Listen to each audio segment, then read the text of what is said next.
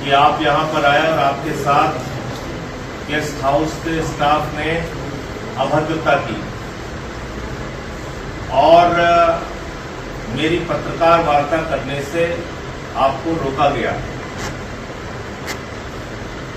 मेरी बातों से भारतीय जनता पार्टी को तकलीफ होती है, सत्ता पक्ष के लोगों को तकलीफ होती है।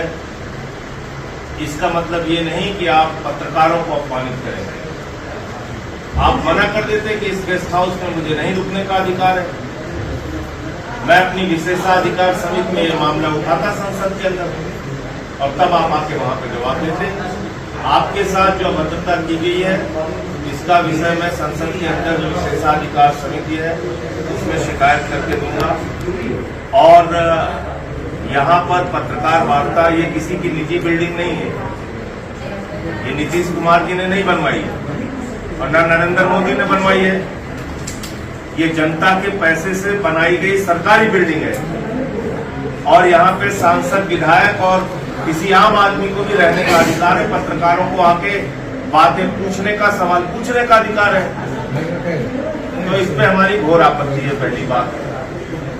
दूसरी बात, अभी जो सबसे ज्वलंत मुद्दा है बिहार के अंदर, मैं अपनी बात उससे शुरू करना चाहूंगा। बिहार का चुनाव निष्पक्ष और साफ सुथरा नहीं होगा। बिहार का चुनाव, मैं फिर दोहरा रहा हूं, बिहार का चुनाव निष्पक्ष और साफ सुथरा नहीं होगा। चुनाव आयोग ने बिहार के चुनाव को चुनाव से पहले हाईजैक कर दिया है। और ये बात मैं इसलिए कह रहा हूं कि जिस बात की कोई जरूरत नहीं थी, विशेष गहन पुनरीक्षण SIR आपने शुरू कर दिया।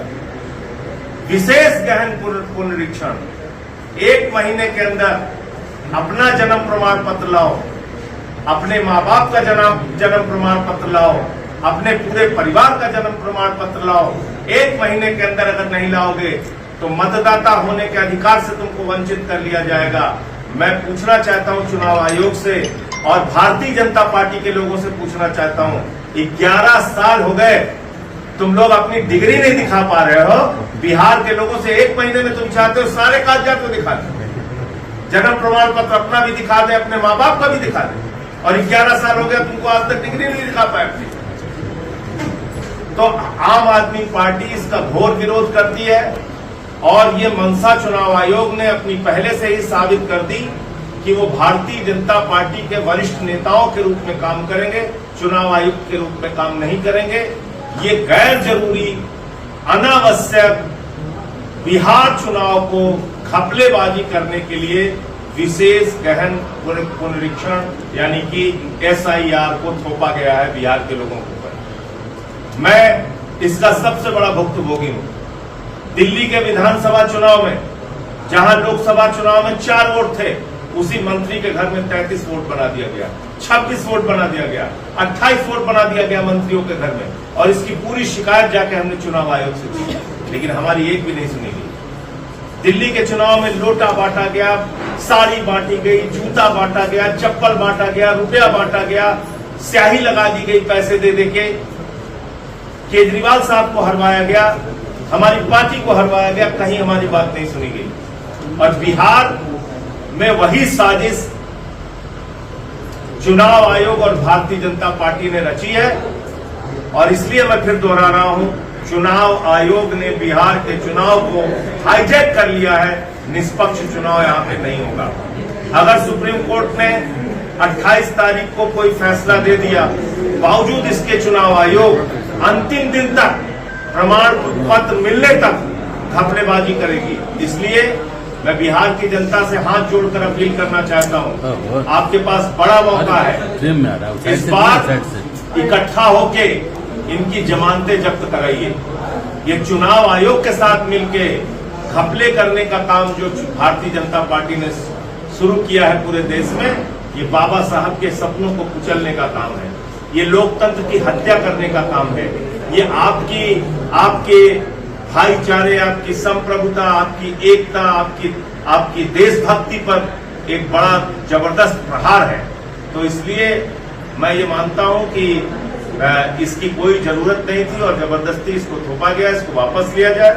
विशेष तौर से इस पर जो प्रभावित होंगे वो बाहर रहने वाले बिहार के लोग जो दिल्ली में रहते हैं, जिनके लिए मैंने यहाँ पे अपने साथियों के साथ धरना दिया था, जिनके घर तोड़े गए, जिन बिहार के लोगों को बांग्लादेशी कहा गया, रोहिंग्या कहा गया दिल्ली के अंदर, मैंने उसकी लड़ाई लड़ी पार्लियामेंट के अंदर।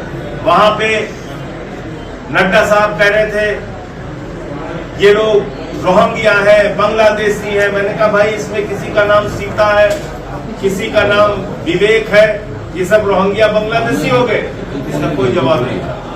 तो इस प्रकार की बातें, इस प्रकार का प्रचार करके ये लोग मतदाता सूची में घपलेबाजी करके हर राज्य में चुनाव जीत रहे हैं। ये बहुत गंभीर मामला है। दूसरा ये कि आम आदमी पार्टी पूरे बिहार के अंदर चुनाव लड़ेगी। हमने कैंडिडेट चयन की, जो यहाँ पे हमारे साथी हैं वो उस प्रक्रिया को शुरू कर चुके हैं। हमारे प्रभारी अजय यादव जी जो पूर्व विधायक हैं और हमारे अध्यक्ष राकेश यादव जी और यहाँ की टीम जो नाम रिकमेंड करेगी राष्ट्रीय कार्यकारिणी को, तो उस पर हमारे नेता केजरीवाल साहब और पूरी टीम मिलकर फैसला लेगी।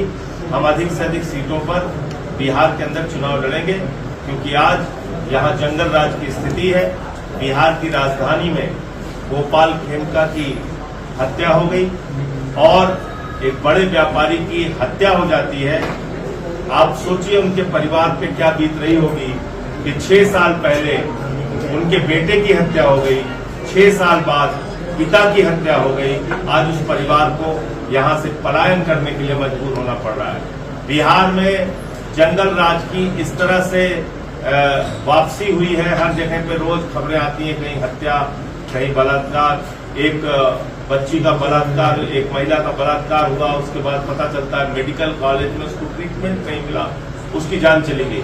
तो ऐसी तमाम घटनाएं बिहार में घटित हो रही हैं। शिक्षा की हालत बताने की जरूरत नहीं है, स्वास्थ्य की हालत बताने की जरूरत नहीं है, बदहाली की कगार पे है और नौजवान बेरोजगारी के कारण बिहार से पलायन करता है और आज उसकी संख्या 2,70,00,000 के करीब है पूरे देश के अंदर। ये कोई मामूली आबादी बिहार की नहीं है जो मजबूरी में बाहर रहती है। और इसके साथ साथ यहाँ पर जिस प्रकार से एक बाढ़ का क्षेत्र लगभग 74% बिहार का क्षेत्र बाढ़ में डूबा रहता है, तो वो भी एक संकट बहुत बड़ा है बिहार के साथ, जिसको हम लोग इस चुनाव में भी मुद्दा बनाएंगे कि उससे कैसे हम लोग निजात पा सकते हैं, छुट्टी पा सकते हैं। बाकी शिक्षा, स्वास्थ्य, बिजली, पानी आम आदमी पार्टी का मुद्दा रहा है और इन मुद्दों को लेकर जनता के बीच में जाएंगे।